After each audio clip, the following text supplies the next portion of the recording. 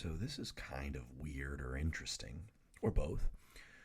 When you are simplifying an expression, you're going to use PEMDAS or GEMDAS. But when you're solving a linear equation, you're kind of going to go backwards. So I call it SADMAP, or P could go G for grouping. But so what that means is you're going to do addition or subtraction first. Then you do multiplication or division. Then you'll deal with exponents, and then you'll deal with parentheses. So you're working your way oppositely from when you're simplifying an expression.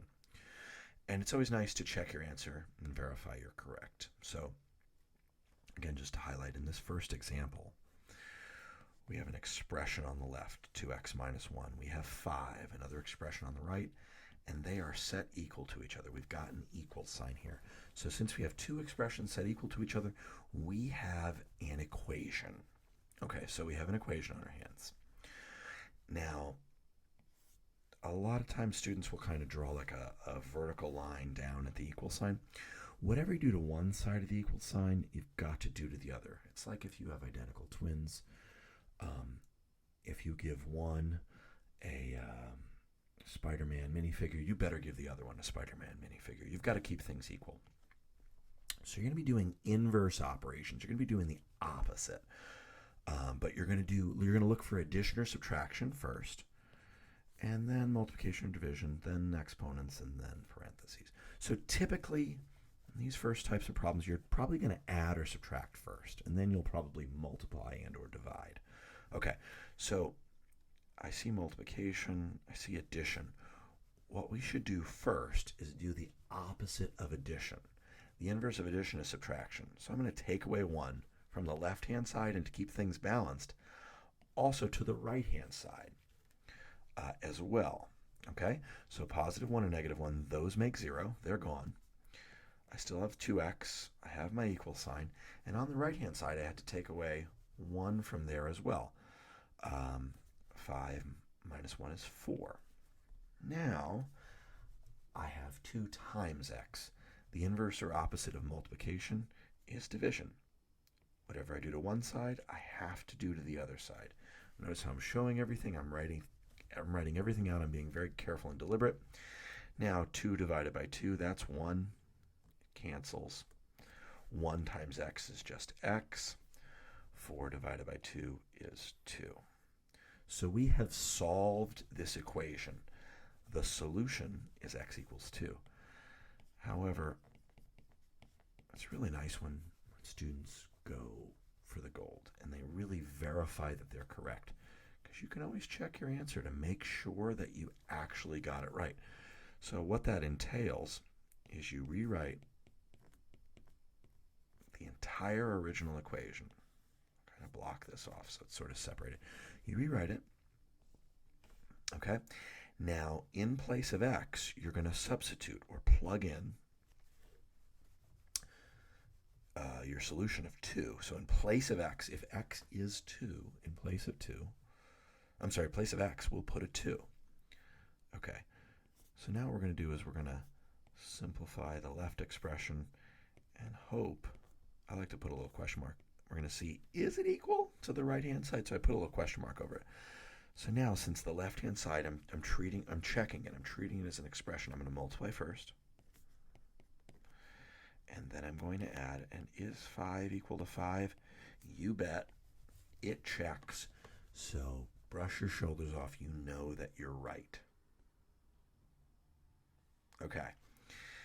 Example 2. Same idea. We're going to typically add or subtract first. Whatever we do to one side, we're going to do to the other. I notice there's multiplication by 3, and there's addition. Also, I notice that the 4 is positive. The inverse or the opposite of positive 4, you can think of it as adding 4, is subtracting 4. So notice I'm not going to do the multiplication first. I'm going to kind of work my way up to the multiplication, and I'll do the opposite of that. But so I see that this is a positive 4, so I'll take away 4. The opposite of addition is subtraction. Whatever I do to one side, I got to do to the other side. Notice how I'm lining things up real carefully. All right, so I've got 3x.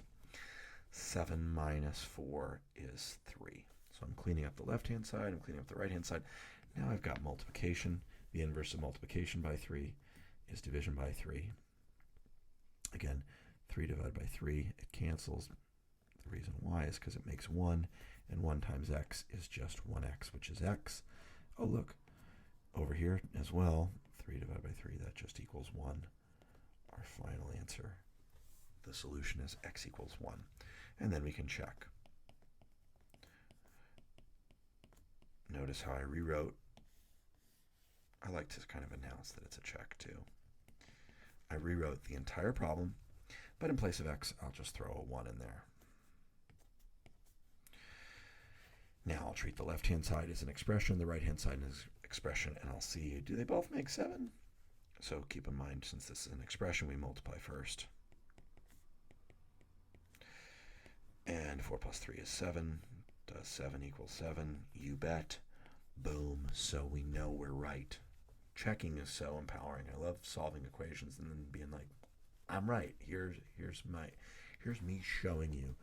Here's me showing myself that I'm right. I think that's awesome. Super empowering. Okay. So notice here we have negative 6 multiplied by x.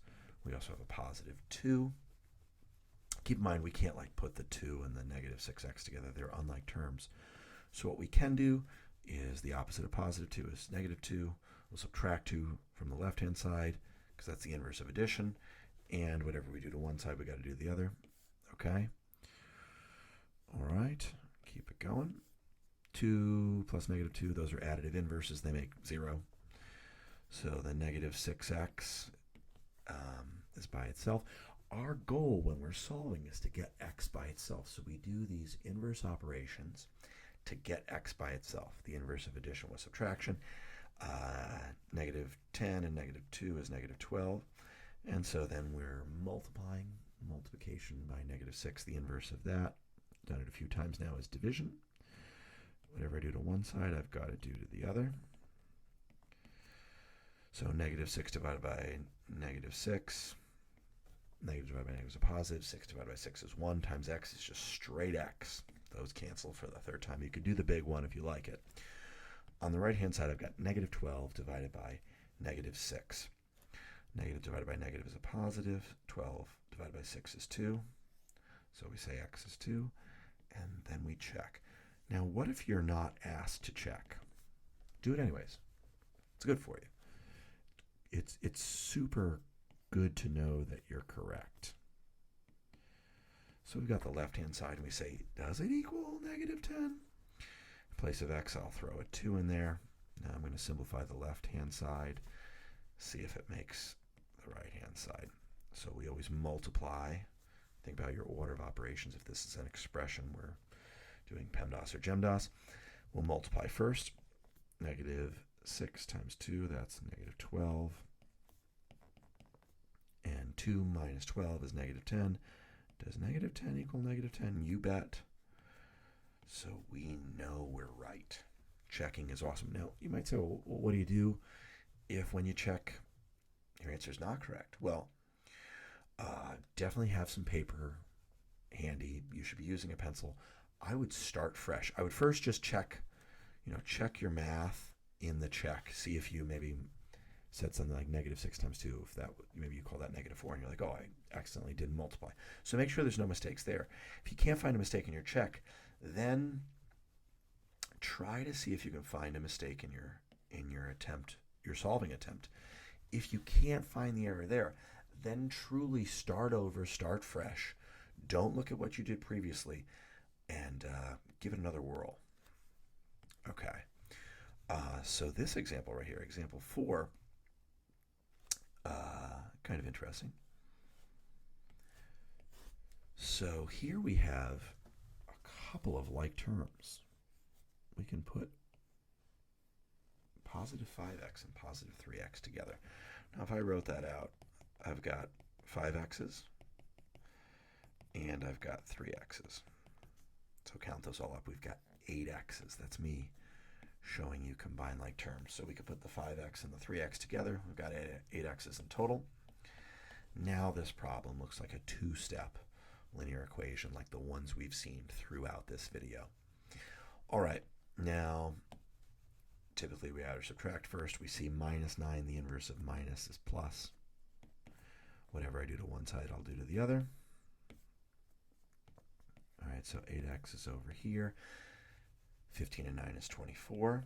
Now keep in mind, when we say 8x, we mean 8 times x, and the inverse of times or multiplication is division.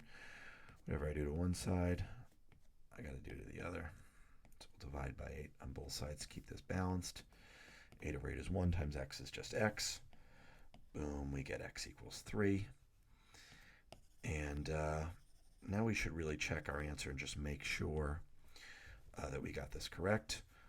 And so when you do the check, you want to rewrite the original problem as you saw it. 5, we'll plug in x in a moment, minus 9 plus 3, we'll plug in x in a moment. Does it make 15? All right, well, everywhere there's an x, throw a 3 in. And we'll simplify the left-hand side, treat it as an expression. We'll simplify the right-hand side, it's just 15. If they're the same, then we're right. We found the solution. We found the x value that makes the initial equation true. So we've solved it. All right, so keep in mind this is multiplication, so we can do those. Does it make 15? Well, positive 9 and negative 9, those are additive inverses. They're opposites, so they just cancel. They make 0. Does 15 equal 15? Yes, it does, all day. Boom, x equals 3. And we know we're correct. So make sure you typically are going to add or subtract. Now you actually saw you might want to combine like terms first, or if there might be like the distributive property.